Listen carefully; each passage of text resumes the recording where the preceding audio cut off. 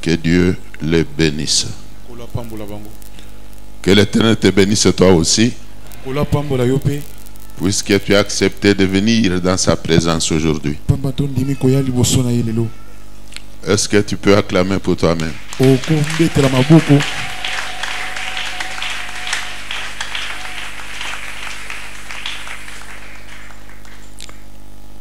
On va lire maintenant la parole de Dieu dans le livre de Genèse au 14e chapitre. On va lire du 11e au 16e verset. Les vainqueurs enlevèrent toutes les richesses de Sodome et de Gomorrhe et toutes leurs provisions. Ils s'en allèrent. Ils enlevèrent aussi avec ses biens Lot, fils du frère d'Abraham, qui demeurait à Sodome, et ils s'en allèrent. Un fillard vint l'annoncer à Abraham, l'Hébreu. Celui-ci habitait parmi les chiennes de Mamré, l'Amoréen, frère de Shkol et frère d'Aner, qui avait fait alliance avec Abraham. Dès qu'Abraham y apprit que son frère avait été fait prisonnier, il arma 318 de ses plus braves serviteurs nés dans sa maison, et il poursuivit les rois jusqu'à Dan. Il divisa sa troupe pour les attaquer de nuit, lui et ses serviteurs. Il les battit et les poursuivit jusqu'à Shoba, qui est à la gauche de Damas. Il ramena toutes les richesses. Il ramena aussi Lot, son frère, avec ses biens, ainsi que les femmes et le peuple. Parole du Seigneur.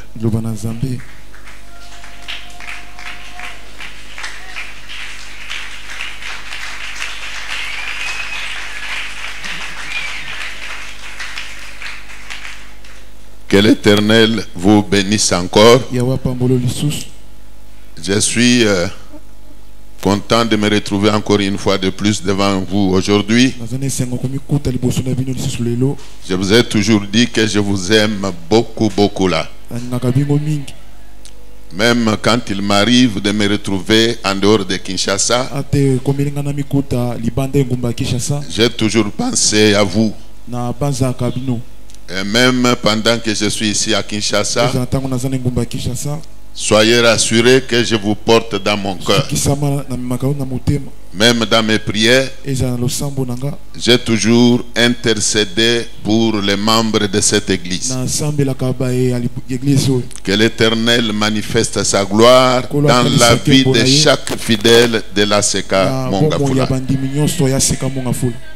Ça a toujours été ma prière. Je ne vous le dis pas pour vous flatter, mais je suis du haut de la chair, et ce que je dis vient du fond de mon cœur. Je répète que je vous porte tous dans mon cœur. Amen. Amen. Amen. Amen. Alors, je voudrais, avant d'entamer la prédication, ouvrir une petite parenthèse que je vais devoir refermer vite là. Nous sommes en train de traverser une période compliquée, même sur le plan spirituel. Le monde des ténèbres est debout, cherchant qui emporter. Les esprits méchants sont partout, dans les rues et même dans les églises, cherchant qui séduire. C'est une période extrêmement compliquée. Quand vous entendez même la Bible dire que les jours sont mauvais, alors je peux dire que nous sommes en train de traverser une période très mauvaise, qui nécessite que nous soyons éveillés. Que toi qui me regardes là, tu sois éveillé. Jésus a dit, veillez et priez afin que vous ne tombiez pas dans la tentation. Alors nous sommes en train de traverser une période qui nécessite que nous soyons éveillés. Et comment un chrétien peut-il veiller? Sinon multiplier la vie des prières. Dans cette période, ceux qui ne font pas attention vont se retrouver loin de Dieu, en dehors de l'église, en dehors de la voie du Seigneur. C'est la période que nous sommes en train de traverser. Beaucoup feront naufrage par rapport à la foi. Passer dans la rue, alors c'est l'œuvre du diable. Car la politique du diable consiste à diviser pour régner. C'est sa politique. Satan sait que quand vous demeurez dans la présence de Dieu, il ne sait pas non plus mettre sa main sur vous. Tout ce qu'il peut planifier contre vous ne peut pas réussir dès lors que vous bénéficiez de la protection divine. Voilà pourquoi le diable a toujours tenté de nous éloigner de Dieu d'une manière ou d'une autre. Il a toujours tenté de nous éloigner de Dieu. Pour qu'une fois éloigné de Dieu, il puisse facilement faire de nous tout ce qu'il peut vouloir. Alors nous voulons attirer l'attention de tout le monde en disant que l'heure est grave. L'heure n'est pas au sommeil spirituel. Vous qui dormez là, réveillez-vous. Renouez avec le premier amour. Renouez avec les bonnes habitudes. Renouez avec l'église. Renouez avec la vie de prière. Arrêtez de vous distraire. Arrêtez d'être ensommeillé. Renouez avec les bonnes habitudes. Et je parle à quelqu'un. Est-ce que je me suis adressé à quelqu'un? N'est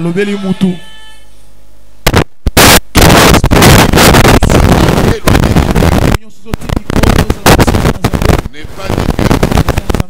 Tout esprit qui te pousse à t'éloigner de l'église n'est pas de Dieu, car Dieu nous le rencontrons dans sa maison. Sa maison, c'est l'église. C'est le lieu de rendez-vous avec le Seigneur. Voilà pourquoi l'auteur de l'épître aux Hébreux a dit quelque chose. Il a dit: n'abandonnez pas votre assemblée. N'abandonnez donc pas votre assemblée comme c'est la coutume de quelques-uns. Alors vous comprendrez qu'il y a des gens qui ont l'habitude d'abandonner l'assemblée. Ils négligent l'assemblée. Et là je voudrais t'amener à comprendre que l'assemblée dont question ici, ce n'est pas seulement l'église, mais c'est la rencontre. Notre rencontre, comme c'est le cas maintenant, est d'une importance capitale, car c'est là, dit la Bible, que Dieu envoie la bénédiction et la vie pour l'éternité. La Bible dit qu'il est doux, qu'il est agréable pour des frères de demeurer ensemble. Alors je voudrais dire à quelqu'un qu'il est agréable devant Dieu que nous demeurions ensemble comme cela, que nous continuons à communier. Nous continuons à communier. Cette communion est indispensable. Elle est nécessaire. Tu ne peux pas te retrancher. Tu ne peux pas non plus te retrancher. Mais tu dois continuer à communier avec l'église. Je m'adresse à quelqu'un. Je m'adresse à quelqu'un Tu dois continuer à communier avec l'église. C'est très capital. Laisse-moi te dire une chose. Ta présence dans cette église n'est pas non plus une œuvre humaine. Ce n'est pas un homme ou une femme qui a fait que tu sois membre de cette église. Mais moi je te dis que c'est dans la volonté de Dieu que tu es aujourd'hui membre de cette église. Nous constituons un corps. Les uns sont des doigts, les autres sont des orteils, les autres sont des mains, ainsi de suite. Chaque partie du corps est nécessaire. Pour que le corps soit complet, il faut que tous les parties qui le composent soient en place. Alors il faut comprendre que quand toi tu manques ou quand tu te détaches, tu laisses le corps incomplet. Voilà pourquoi j'ai toujours dit que tout le monde est important ici. Tout le monde est important ici. Quand je dis tout le monde, c'est y compris toi aussi là. Tu es important dans cette église. Tu es important. Tu es important. Est-ce qu'il y a des gens qui comprennent déjà qu'ils sont importants? Tu es important. Que Dieu vous bénisse. Acclamez-le encore.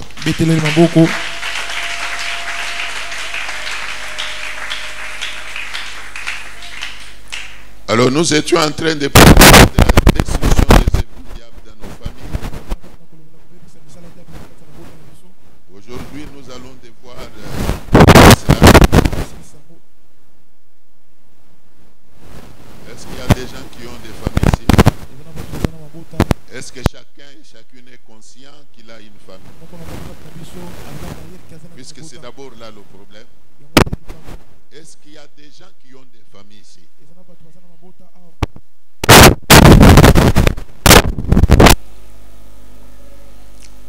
Alors depuis que le diable avait été précipité sur la terre, j'ai toujours rappelé qu'une voix avait retenti au ciel disant ceci: malheur à la terre, malheur aux habitants qui sont sur la terre. Pourquoi? Puisque Satan est descendu vers vous, animé d'une grande colère. Alors quand le diable dans sa colère là est descendu sur la terre, il faut savoir qu'il n'a pas croisé les bras. Même de nos jours, Satan n'a pas non plus croisé les bras. La Bible dit qu'il rôde comme un lion, rugissant, cherchant qui dévorer.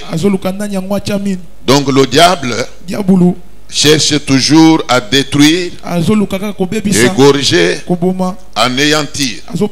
C'est pourquoi il y a beaucoup de familles qui n'ont pas la paix, qui n'ont pas la joie, des familles entières qui ne sont pas heureuses, seulement puisqu'il y a le diable qui est passé par là, utilisant des esprits impurs. Beaucoup de foyers mènent une vie inexplicable. Beaucoup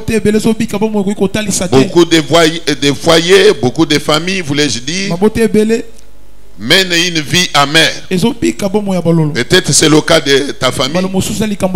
Vous n'avez pas la joie. Il n'y a même pas la paix. Ça fait 3 ans. Ça fait un certain nombre d'années que vous êtes toujours inquiet. Maintenant, une vie vous imposée par Satan. Alors nous avions dit ceci: ce que le diable a détruit, Dieu peut le restaurer. Ce que le diable a détruit, Dieu peut le restaurer. Ce que le diable vous a ravi, Dieu peut vous le retourner. La Bible dit: toute plante qui n'a pas planté l'Éternel sera déracinée. Alors il faut comprendre par là que la vie que le monde des ténèbres vous a imposée, une vie malheureuse là, si vous cherchez la face de Dieu, Dieu peut vous en délivrer. L'Éternel peut vous en délivrer. Dans l'histoire de la Bible, il y a eu des gens dont la vie était complètement paralysée. Il y a eu des gens, des paralytiques. Il y a eu des malades qui avaient des maladies compliquées. Alors une fois venu devant Dieu, la Bible nous révèle que les malades étaient guéris, les captifs étaient libérés, les paralytiques étaient délivrés. Le même Dieu là n'a pas changé. Même aujourd'hui, il guérit. Même aujourd'hui, il délivre. Même aujourd'hui, il console. Même aujourd'hui, il restaure. Même aujourd'hui, là où il n'y a pas la paix, si Dieu s'élève, la paix va paraître. Ceux qui ne voient pas la lumière, ils demeurent dans les ténèbres. Si Dieu s'élève, les ténèbres, tes ténèbres à toi là, deviendront la lumière. La lumière va jaillir. Et ta famille, qui ne voyait jamais clair ce qui s'est passé en elle, va commencer à voir clair dès lors que les ténèbres seront dissipées. Nous avons eu à parler de beaucoup de choses tout au long de cette semaine, faisant voir que si Satan est passé par ta maison, il y a un Dieu qui doit passer aussi par ta maison. Quand Satan passe, c'est pour détruire. Mais quand Dieu lui passe, c'est pour restaurer. C'est pour restaurer. Même toi qui n'es venu qu'aujourd'hui, nous te donnons l'opportunité d'invoquer l'Éternel. Ce qu'il a fait pour les autres là, il peut le faire pour toi. Il peut le faire pour d'autres familles, comme il peut le faire pour ta famille. C'est pour dire que devant Dieu, il n'est jamais trop tard.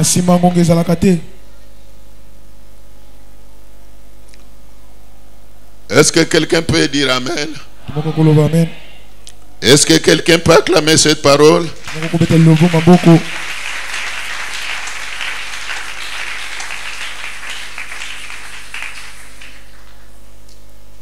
Je voudrais maintenant en arriver au passage que nous avons lu. C'est un passage qui relate une vieille histoire. Mais j'aime bien que vous me suiviez attentivement là, pour que vous puissiez tirer une bénédiction de cette prédication. Vous avez entendu la Bible parler d'Abraham. Elle a parlé de Lot. Mais Abraham, qui était-il? C'était un homme que Dieu avait appelé avant de lui faire diverses promesses. Il avait avec lui son neveu Lot. Lot était son neveu. Ils vivaient ensemble. Tous les deux étaient des fermiers.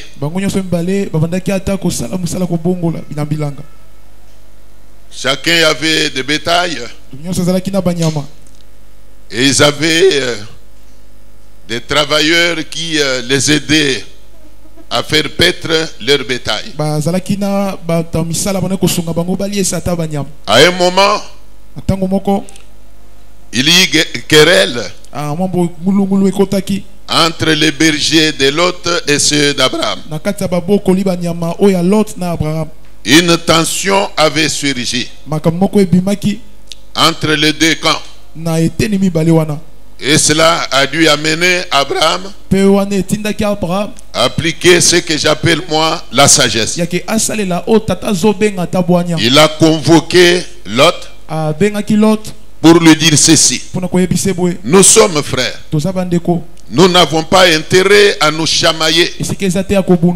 Nous n'avons pas non plus intérêt à nous quereller. La plaine est vaste. Je trouve sage que nous nous séparions. Nous devons nous séparer pour conserver l'unité familiale. Tu vas prendre tes brebis et même tes travailleurs.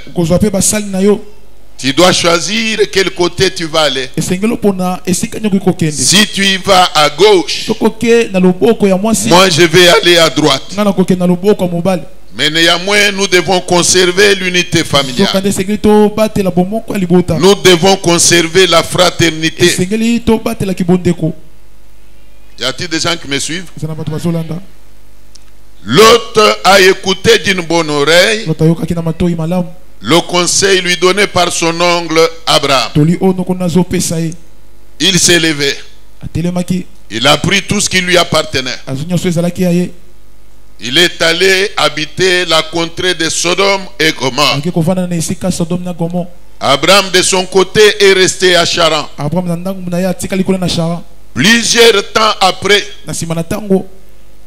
il y a eu soulèvement contre Sodome et Gomorrhe. Quelques rois s'étaient ligués. Ils se sont ligués contre le roi de Sodome et celui de Gomorrhe. Suivez-moi attentivement. Et ces rois-là ont cherché querelle contre le roi de Sodome et de Gomorrhe. Le roi de Sodome et de Gomorrhe se sont apprêtés à faire la guerre.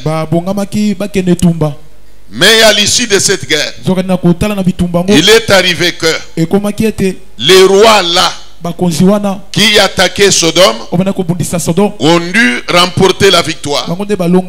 Et la Bible dit qu'ils ont tout emporté. Même Lot lui-même, comme il habitait Sodome, il fut fait prisonnier. On avait emporté tout ce qui lui appartenait. Il était allé capturé par ces gens-là. Et la Bible dit il y eut un fouillard, un homme du camp de Sodome, qui savait bien que Lot était parenté à Abraham.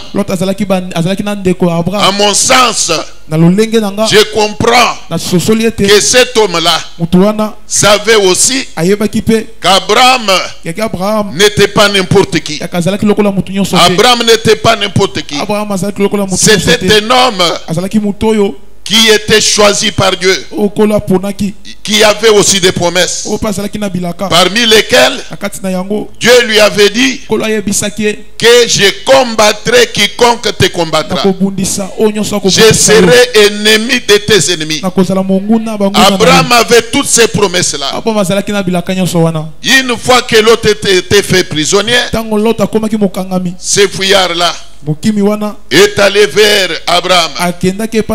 C'est que dans sa conscience, il croyait qu'avec toutes les promesses qu'avait Abraham, Abraham allait délivrer l'autre. Je voudrais dire à un chrétien qui est ici, tu n'es pas n'importe qui. Je voudrais dire à une chrétienne qui est ici, tu n'es pas n'importe qui. En toi là, il y a Jésus-Christ.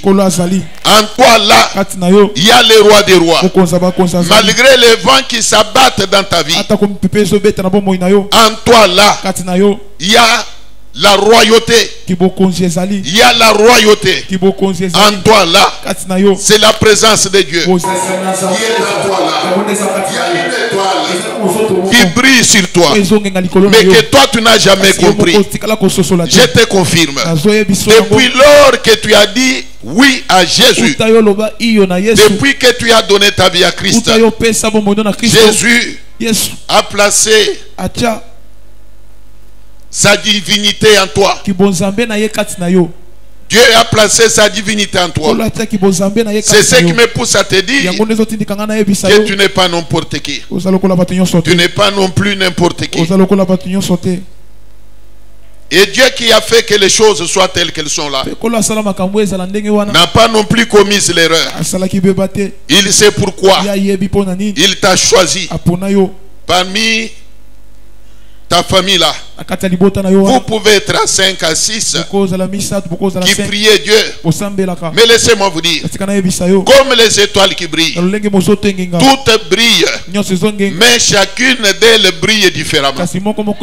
Toi aussi là, même si dans ta famille, vous pouvez être à 10 qui croient en Dieu, mais je t'informe que tu ne brilles pas mêmement que tes frères là. En toi là, il y a une grâce particulière. En toi là, Dieu a mis quelque chose de particulier. Bien-aimé dans le Seigneur, cet homme est allé vers Abraham pour lui annoncer la mauvaise nouvelle que Lot était fait prisonnier. On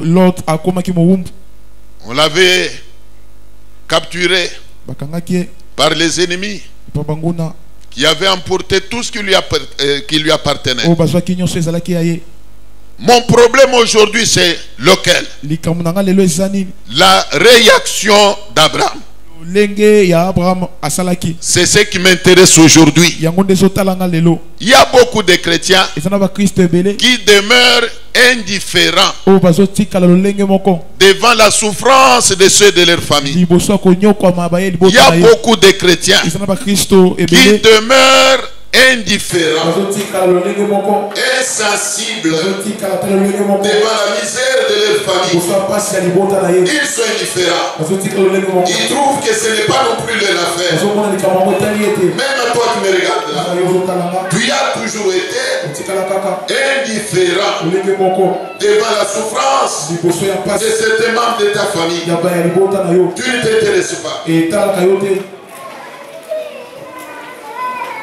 Ouvre tes oreilles pour entendre ce que Dieu veut te dire aujourd'hui. La réaction d'Abraham, quand il a appris que malheur avait atteint son neveu, quand même ils étaient déjà séparés, Abraham pouvait non plus s'en occuper. Il pouvait se moquer de l'autre. Il pouvait se moquer de lui, comme tu l'as toujours fait. Aujourd'hui là, même ceux qui prient demeurent indifférents devant la souffrance de ceux de leur famille. Ils sont indifférents. Ils trouvent moins nécessaire d'apporter secours, d'intervenir dans le malheur qui frappe les leurs. Mais nous avions lu la Bible. Nous avons trouvé écrit dans la Bible que celui qui ne prend pas soin de sa famille, il est pire que les fidèles. Il a renié la foi. Mais combien sont aujourd'hui des chrétiens qui ne prennent pas soin de ceux de leur famille? Ils sont indifférents. Ils sont indifférents. Quand lui s'habille bien, c'est pour lui un sujet de gloire. Quand lui ne manque pas la nourriture, c'est un sujet de gloire. Quand lui demeure en bonne santé, chaque fois qu'il voit sa soeur, son frère être tout le temps là, c'est un sujet de mépris. Il se moque de lui, il le méprise. Quand le malheur atteint même le foyer de sa cousine, il se moque de lui. Vous l'entendrez dire. Ils sont toujours comme ça. Ils sont toujours comme ça. C'est leur problème. Ce n'est pas non plus mon problème. Mais si nous voyons un fillard qui amène la mauvaise nouvelle à Abraham, sommes-nous ensemble? Qui sont ceux qui me suivent? Secouez la main. Que Dieu vous bénisse. Je répète que mon problème ici, c'est la réaction d'Abraham.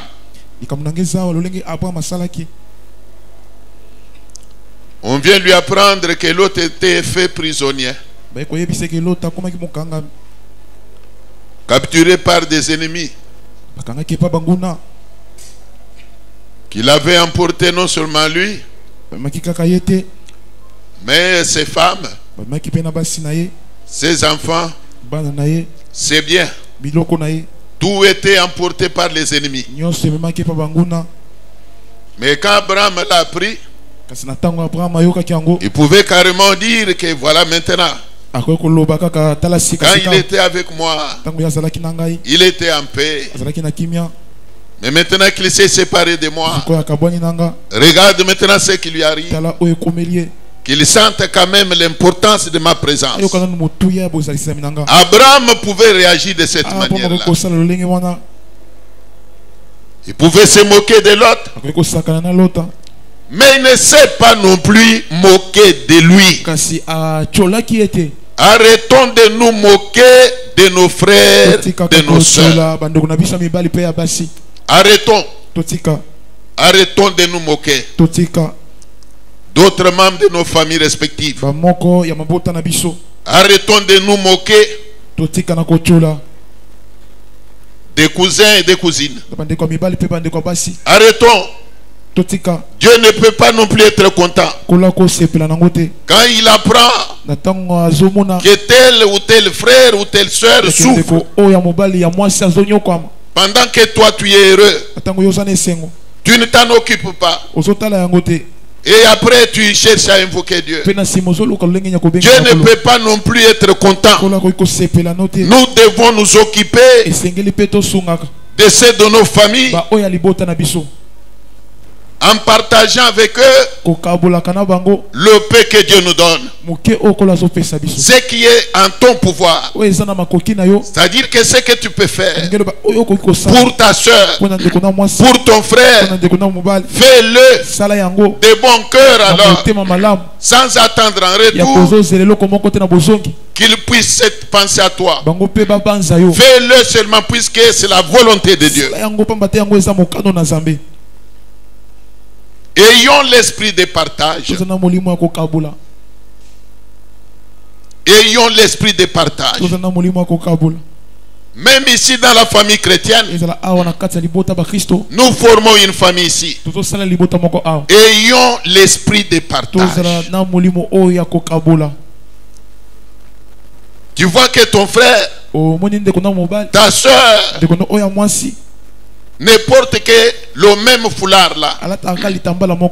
Il ne porte que la même chemise là. Tu as la possibilité de revenir en aide. Ne te moque pas de lui. Fais ce qui est en ton pouvoir. Viens lui en aide et Dieu te bénira. Même au niveau de nos familles, ayons la volonté de contribuer au bien d'autres membres de nos familles. Nous sommes en train de traverser une période où le mépris est devenu monnaie courante. L'orgueil revêt même les soi-disant chrétiens. Quand quelqu'un se voit bien, maintenant il a une vie heureuse, alors il devient orgueilleux. Il se moque des autres. Il est là, il a la facilité de se livrer au mépris d'autres personnes. Mais oubliant que hier, il était comme et c'est lui qu'il méprise là. Si aujourd'hui tu es ce que tu es, même celui qui te méprise là, demain il sera peut-être plus que ce que tu es.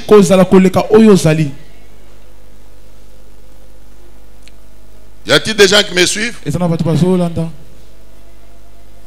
Quand Abraham a pris la nouvelle,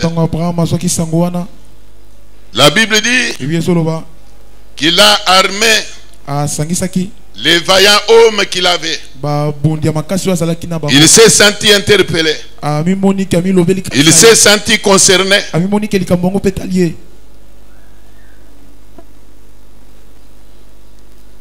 Il était devenu mécontent.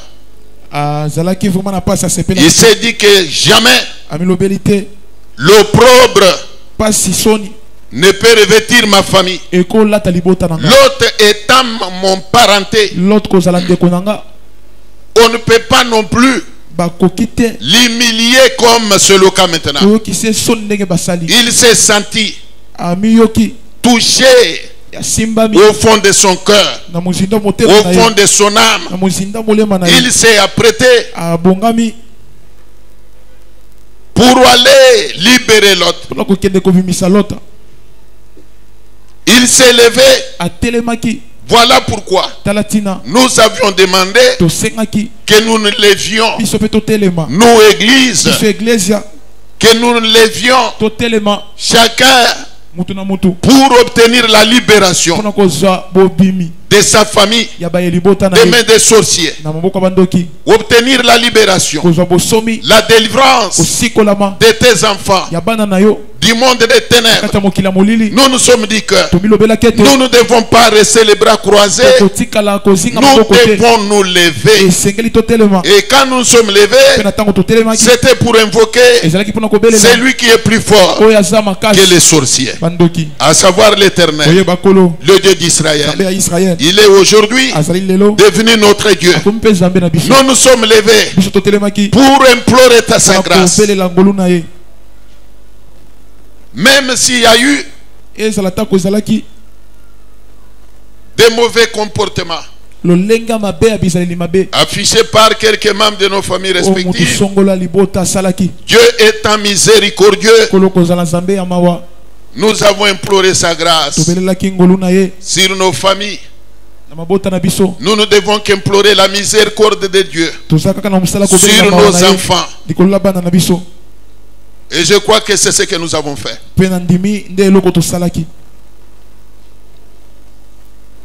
Et après qu'il s'est apprêté, Abraham est allé au secours de Lot. Il est allé combattre pour Lot. Combien sont des chrétiens qui combattent aujourd'hui pour leur famille? Même toi qui m'écoutes là, qu'est-ce que tu fais pour le bien de ta famille? Quel combat mènes-tu pour la délivrance de ton foyer?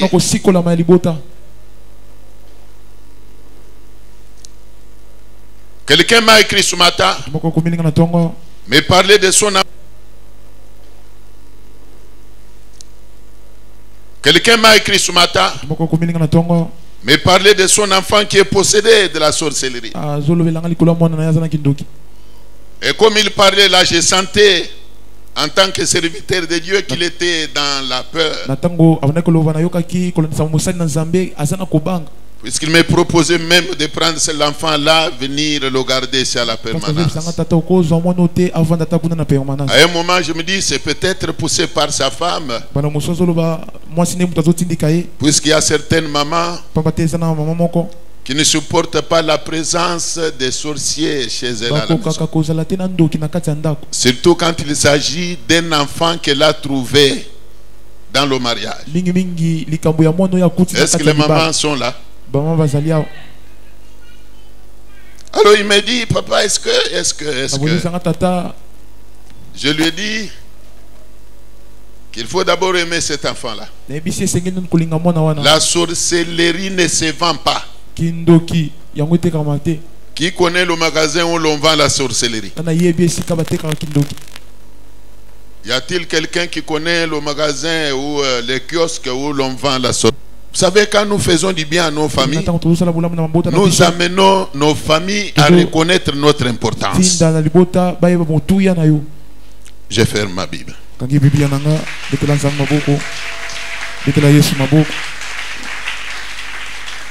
Veuillez vous tenir debout.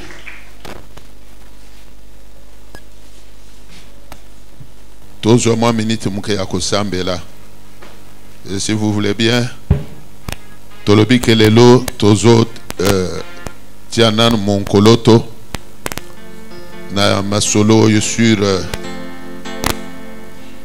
oitoko benga pe bitumba ya mulimo elanda mabota na biso. Mais on va terminer par faire quelques prières. Et sunga pe oyazala ki na bisote akokape kosambela. Toza na ta mingite me na ta mko toko prier loka osambela na motema mobimba. Sujet na biso ya liboso nazolinga kaka ndengo telemiwa. Même pour une dernière fois. Obele la mawana nzambe. Likolo na libota na yo. Peut-être que ba moko to ba mususu kati na yo ya libota bazalaka kosala makambo yo epesa ka mutema ya nzambe mawa nde sala ke nzamba komela bino mu Congo. Pour l'instant, Dieu étant miséricordieux. Ozoke ne kobele la mawana nzambe. Likolo na libota na yo to sambeli na kombo na nkolo Yesu. Yes.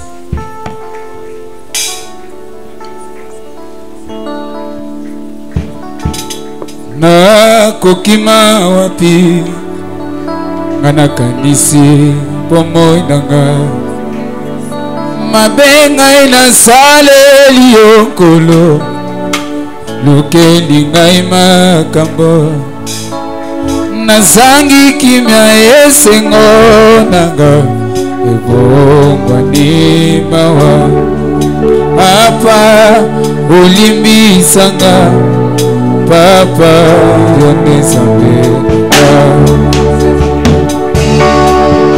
ngana kokende paina papa ngana kotima mabenanga ngana koloba na ye papa limbisa mabenanga ngana koloba na ye lisusu ngai moko nakokite papa simba bomoi nanga limbisa o ngai nakoke epaina papa ngai nakotima mabenanga ngana koloba na ye papa limbisa mabenanga ngana koloba na ye lisusu ngai moko nakokite papa simba bomoi nanga limbisa mabenanga.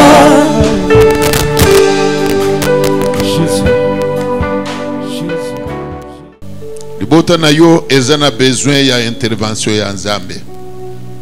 Abimisa yango na libulu bitumba ya se ya moye bwaka via libota na yo na libulu. Telemiso offrande moko ya shwa na yo selon socioza na yango pona libota. Ozo ebisa ozo sala prière nzamba bimisa oya yo libota na pasi yondo yebi quelle sorte de pasi ezana libota na yo nzamba bimisa libota na yo esika monde de ténèbres bwaka yango nzamba bimisa. Et pour cela ozo simba ozo telemisa mbeka moko offrande moko tosambeli na kombo na nkolo Yesu.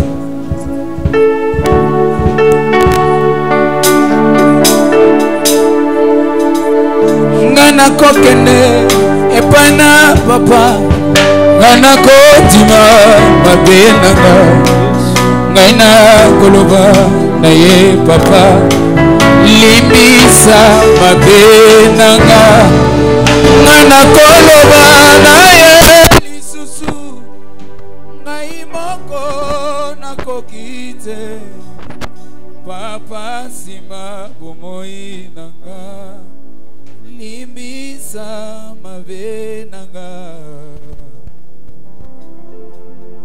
Le pilier qui soutient ma vie, le pilier qui soutient ma vie, Seigneur Jésus, le pilier qui soutient ma vie, Seigneur Jésus, le pilier qui soutient ma vie, oh, le pilier qui soutient ma vie, oh Yahweh, qui soutient ma vie. Seigneur Jésus, le pilier qui soutient ma vie. Seigneur Jésus, le pilier qui soutient ma vie.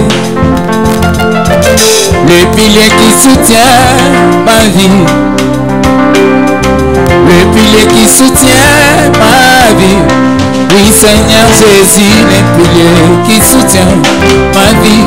Oh, Seigneur Jésus, le pilier qui soutient ma vie. Oh, le pilier qui soutient ma vie.